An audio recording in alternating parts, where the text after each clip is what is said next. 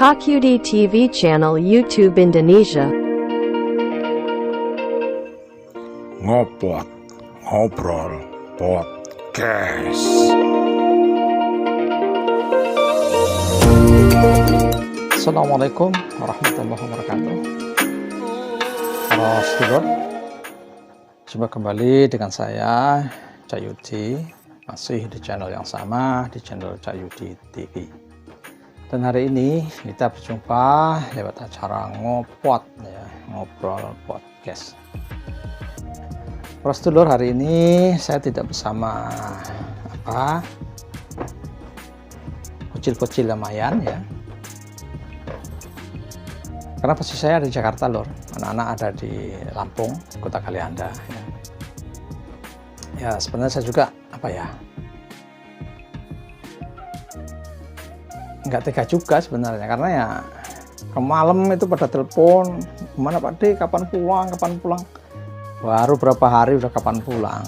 Ya, rencana saya sih sekitar baruan ya. Ya sebenarnya kalau nyamuk ya. Kalau YouTube saya ini bagus gitu ya, ya pokoknya intinya kalau bisa gajian ya, saya sih nggak pernah janji sama anak-anak, cuman saya emang minta anak-anak untuk ya kita sama-sama berdoa, mudah-mudahan YouTube kita ini bisa gajian.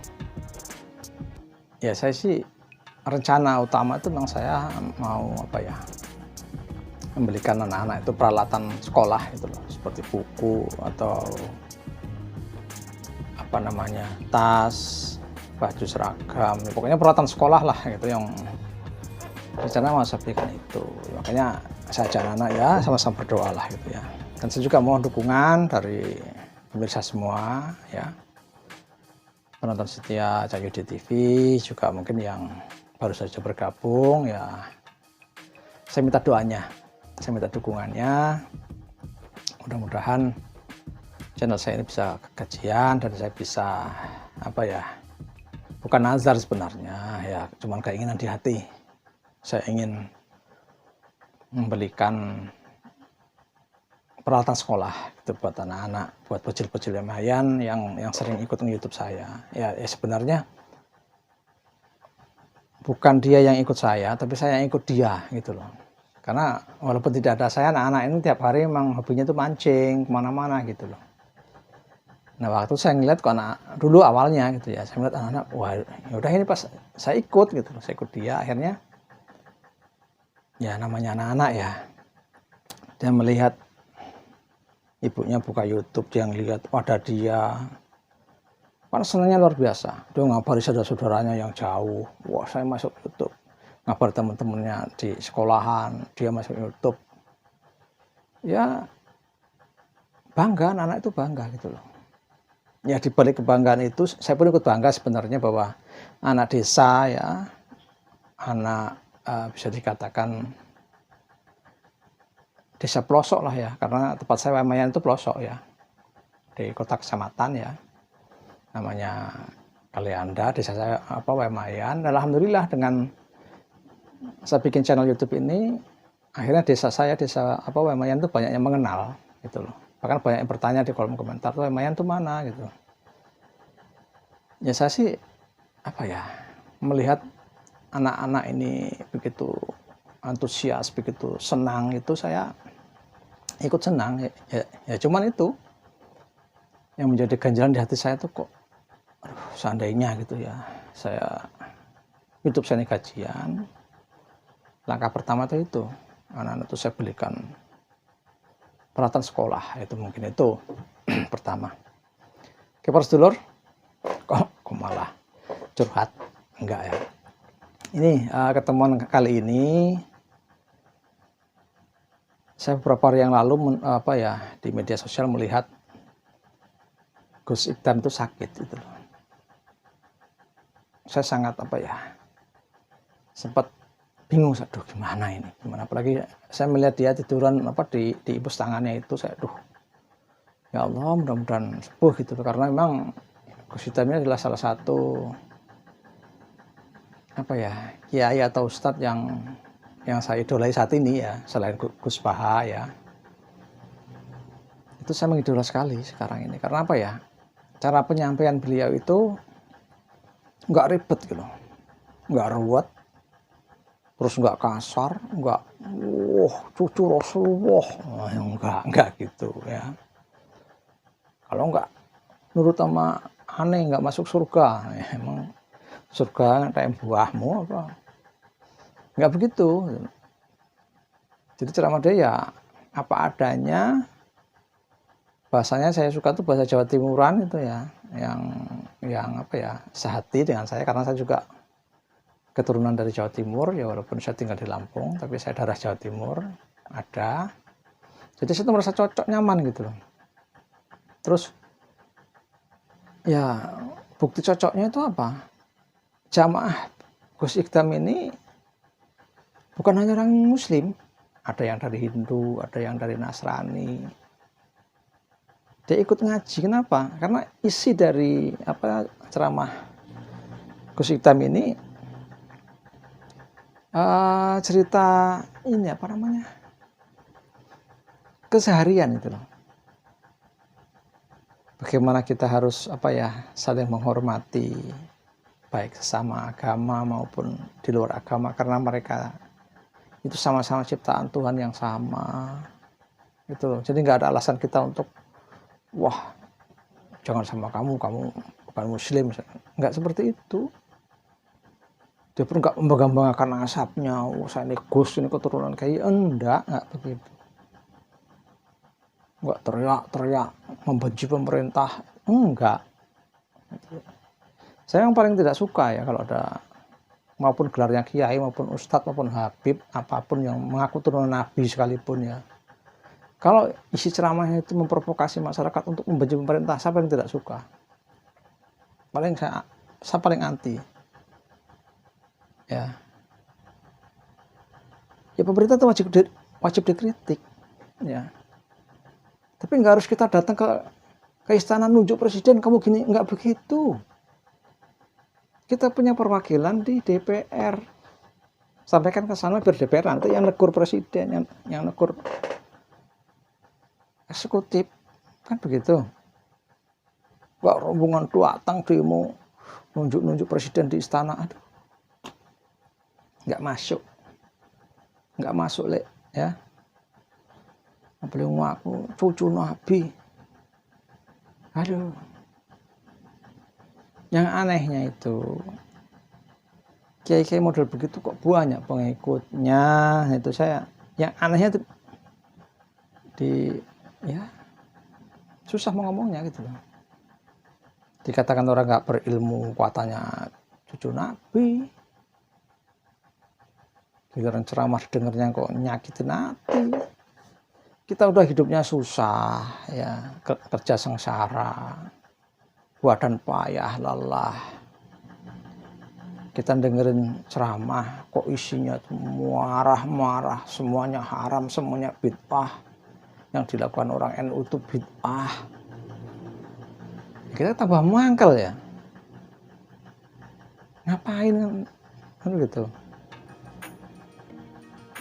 Orang tuh capek pulang kerja itu kalau misalkan denger selain musik, selain hiburan itu ya apa ceramah tuh yang menghibur, yang bisa bikin kita tertawa, bisa kita oh iya ya, berarti iya ya, enak itu. Seperti Gus Ikdam ini contohnya enak, didengarnya tuh enak, nggak menyinggung begini, nggak menyinggung begini, tidak.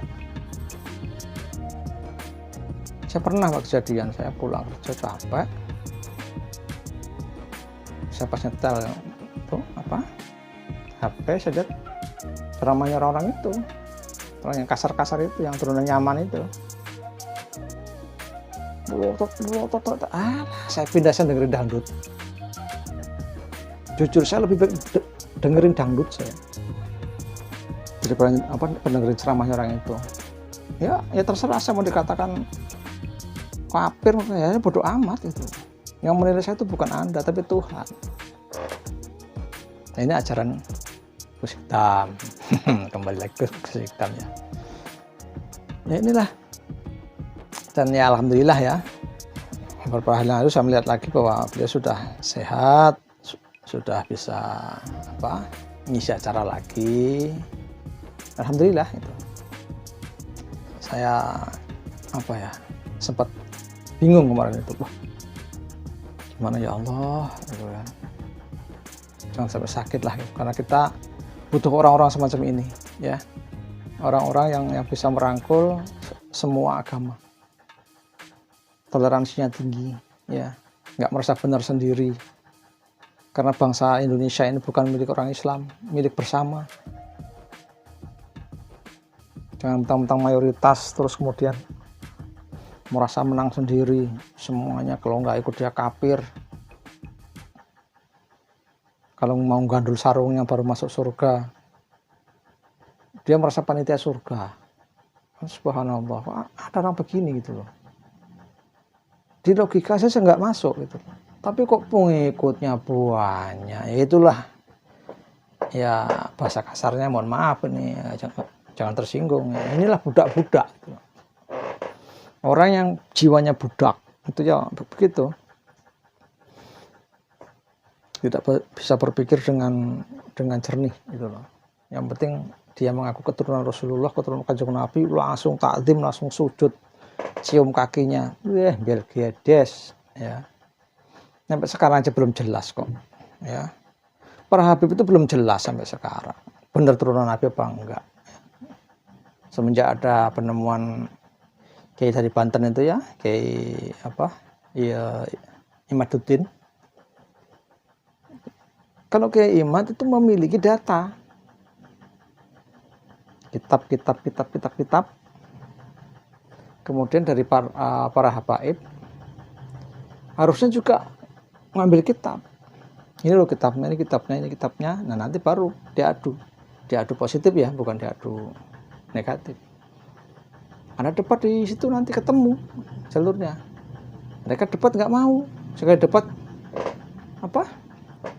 ada perwakilan kerucu-kerucu yang emosi-emosi itu. Bagaimana coba? Padahal ada satu cara yang sangat efektif, yaitu tes DNA. Mereka nggak mau. Nggak ada jawaban. Bahkan dari pihak keluarga Wali Songo itu sudah terang-terangan, kalau memang mereka nggak ada biaya, saya biayai. Ada sampai ngomong seperti itu. Nggak ada jawaban. Nggak dijawab. Lama-lama keluar fatwa. Tes DNA itu haram. Tes DNA itu nggak baik. Ini tidak hasilnya itu nggak bisa dipastikan. Pokoknya alasannya Belgedes. Banyak alasannya macam-macam kan. Padahal ini gitu loh, nggak usah pakai kitab-kitab banyak, nggak usah. Tes DNA, kalau memang benar Anda keturunan Rasulullah, kita hormat, tidak mengurangi hormat kita seperti kemarin-kemarin, kan begitu. Tapi nggak berani sampai sekarang gitu loh. Nah ini kan wajar dong kalau kita ragu gitu loh. Wajar gitu kan. Karena nggak ada jawaban yang pasti. Kalau dia mau tes DNA, kasih tahu ini hasilnya, saksinya siapa-siapa yang bisa dipercaya, selesai ini urusan. Tapi dia nggak mau seperti itu. Cari dalilnya pun nggak ketemu. Nah gimana coba? Ya wajar dong kalau saya ragu, saya pribadi ragu saya. Saya lebih mendukung Kiai Imad sekarang. Walaupun dulu saya memang takdim kepada para habaib dulu. Sekarang ya mohon maaf gitu loh. Selama para habaib itu belum bisa menunjukkan keasliannya, ya mohon maaf.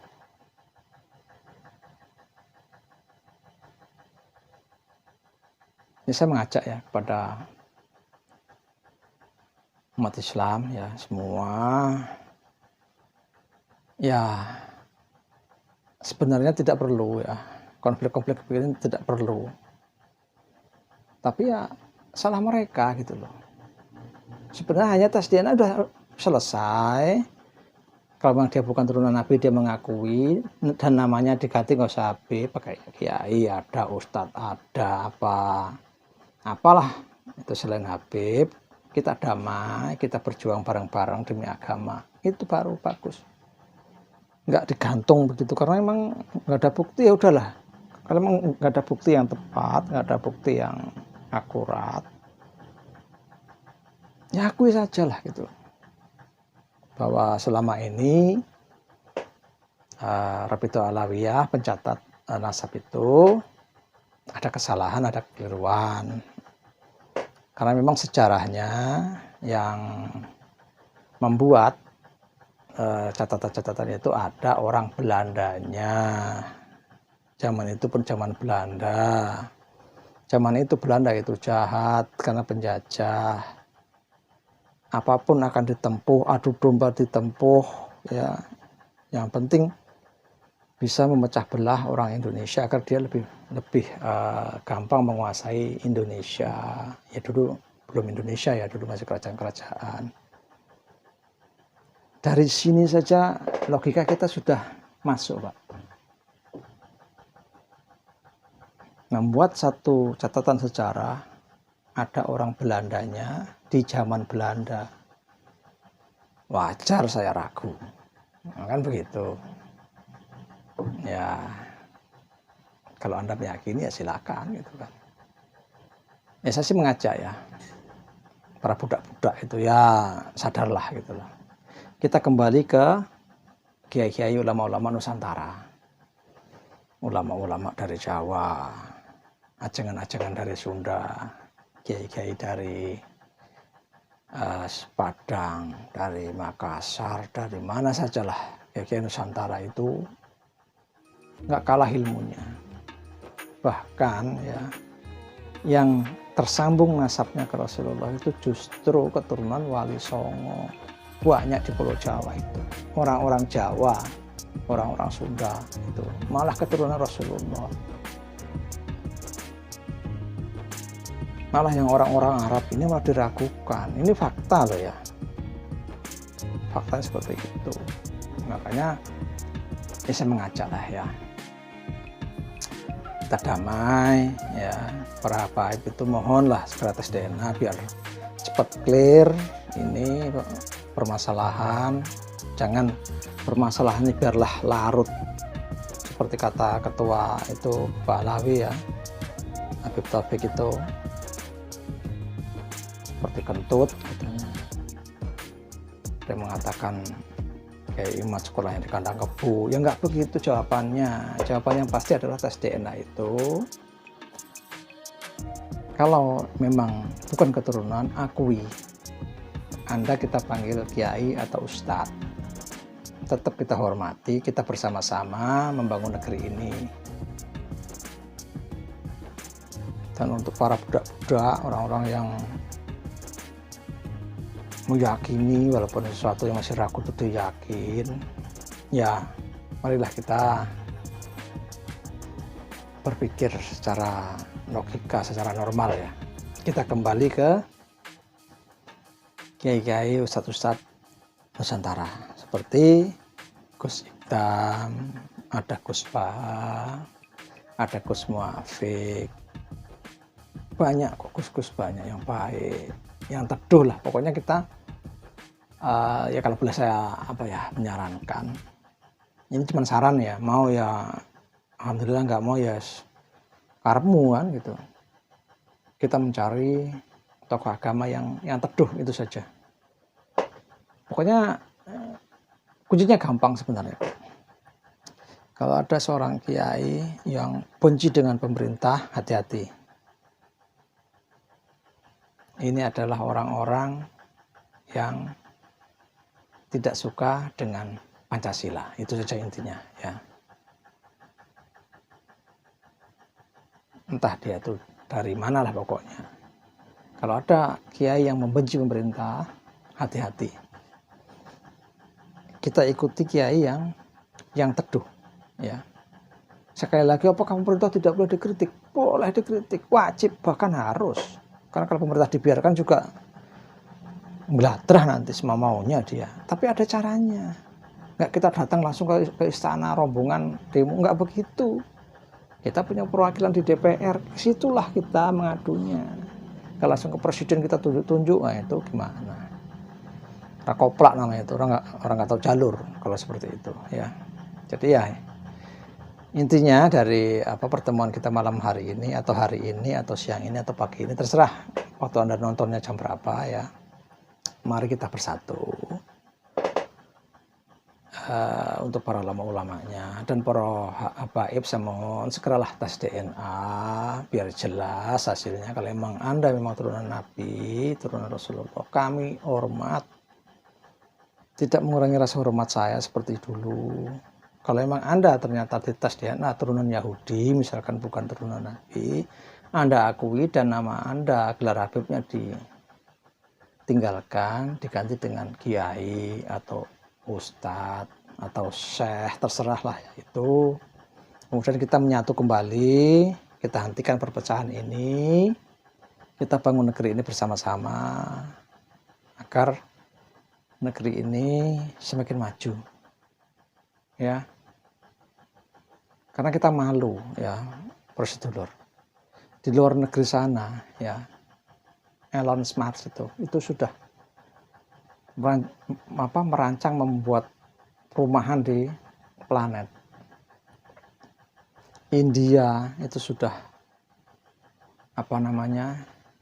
punya teknologi di luar angkasa.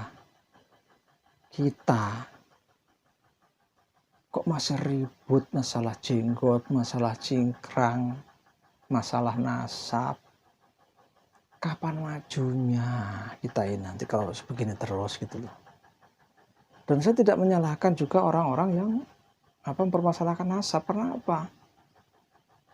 Kita minta kejelasan gitu loh. Makanya saya mengimbau kepada para habaib, segeralah tes DNA satu persatu, tunjukkan hasilnya, akui kalau memang iya, kalau tidak. Selesai urusan. Kita membaur lagi bareng-bareng mengurus negeri ini dengan profesi masing-masing. Kalau Anda ustadz ya bangunlah generasi dengan akhlak. Jangan tanamkan pada generasi muda untuk membenci pemerintah. Jangan. Kita bersama-sama maju. Kalau memang pemerintah salah, ada DPR, kita nggak adu ke sana ditegur sama DPR. Kan sudah ada jalurnya. Maju kita. Hari gini loh, orang sudah pada ke bulan, pada ke planet, pada membuat mobil listrik, membuat teknologi di luar angkasa. Ya, Korea Utara sudah bisa bikin bom yang nggak karu-karuan gitu. Kok kita masih ribut cingkrang, jenggot, nasab. Masya Allah, kapan majunya gitu loh ya. Jadi sekali lagi prosedur saya mengajak ya, mari kita ngaji sama kiai-kiai Nusantara saja ya. Kita jangan ngaji sama kiai atau ustadz yang membenci pemerintah itu. Ya, ini pendapat saya pribadi. Saya punya hak untuk berpendapat kan. Anda jangan tersinggung ya. Karena semua kiai yang membenci pemerintah itu ujung-ujungnya itu apa? Tidak percaya dengan Pancasila, mau mengganti Pancasila dengan khilafah, itu ujung-ujungnya pasti ke sana gitu loh. Nggak usah didukung ya. Ya makanya saya mengajak pada generasi muda terutama ya, mari kita ngaji ke Gus Ikdam. Di YouTube kan banyak ya, sama Gus Baha. Kalau kita nggak ngaji, kemudian sama belajar sejarah sama Gus Muafik, kan begitu. Ya masih banyak lagi yang lain, bukan cuma itu. Maksudnya ini gambaran nyata gitu loh. Ya intinya saya mengajak ya, mari kita bersama-sama membangun negeri dengan profesi kita. Kalau saya pengusaha kecil menengah ya mungkin dengan dagang yang benar, dengan menawarkan dengan baik ya. Kalau Anda sebagai seorang ulama, seorang ustadz ya memberi pencerahan agar kita sama-sama maju, sama-sama berjuang untuk negeri ini gitulah. Ya pokoknya sekali lagi bahwa saya mengajak ya kita untuk mengaji ke Gus Ikdam. Tuh intinya seperti itu. Oke, Prof. Sedulur, mungkin udah lama ini ya ngopotnya. Sekian dulu pertemuan kita pada malam hari ini, atau siang ini, atau pagi ini, atau sore ini. Ya, terserah Anda nontonnya jam berapa ya. Sebagaimana biasa, sebagai salam penutup, jangan lupa tersenyum, karena senyum itu ibadah. Assalamualaikum warahmatullahi wabarakatuh.